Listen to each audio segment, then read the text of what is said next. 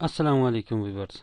Viewers, last lecture में मैंने आपको बताया मेन्यू को डायनामिक करना, और अब इसकी सब मेन्यू को डायनामिक करते हैं। मतलब डायनामिक तो हो जाएगी, उसकी सीएसएस जो हम चाह रहे हैं वो नहीं आएगी। तो व्यूवर्स, अभी मैं आपको दिखाता हूँ कि इसमें अभी तक फ़र्क क्या है। यहाँ पे मैं इस पोस्ट को ही 2-3 दफ़ा ऐड कर देता हूँ। अभी मेरे पास पोस्ट ऐड नहीं। अगर इसको मैं यहाँ पे सब मेन्यू बनाता हूँ, अब आप इसको सेव करें।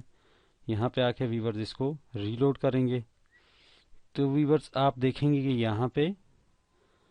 यहाँ पे मेन मेन जो आइटम है वो तो आ रहे हैं, लेकिन इसकी सब मेन्यू जो है वो सही नहीं आ रही है। तो इसके लिए व्यूवर्स मुझे एक अपने कोड में कुछ ऐड करना पड़ेगा, वो मैं आपको बताता हूँ हम कैसे करेंगे। तो व्यूवर्स, सबसे पहले आपने यहाँ से एक क्लास उठानी है। व्यूवर्स, ये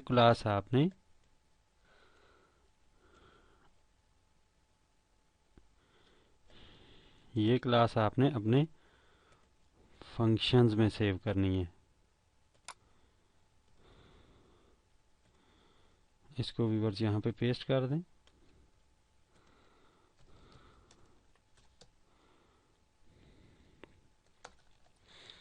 इसको पेस्ट करने के बाद व्यूवर्स यहाँ पे आके ये जो जावास्क्रिप्ट का कोड है इसको उठा के आप कहीं भी रख सकते हैं। मैं आपके सामने अभी हेडर में ही रख देता हूँ।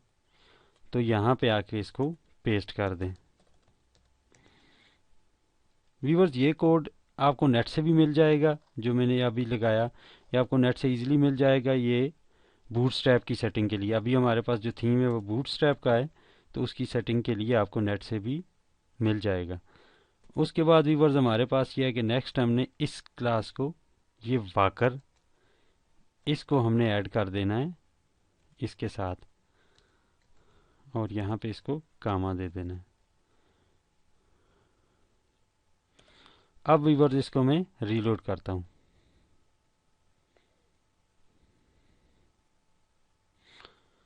अब व्यूवर्स यहाँ पे देखें, आपके सामने ये इसका सब मेन्यू आ गया। अभी इसकी कलर स्कीम में थोड़ा फ़र्क है, लेकिन यह है कि वो साथ साथ हम आगे इसको देखेंगे। अभी व्यूवर्स देखिए हमारा सब मेन्यू काम कर रहा है। तो व्यूवर्स, आज के लिए इतना ही। नेक्स्ट लेक्चर तक के लिए अल्लाह हाफिज़।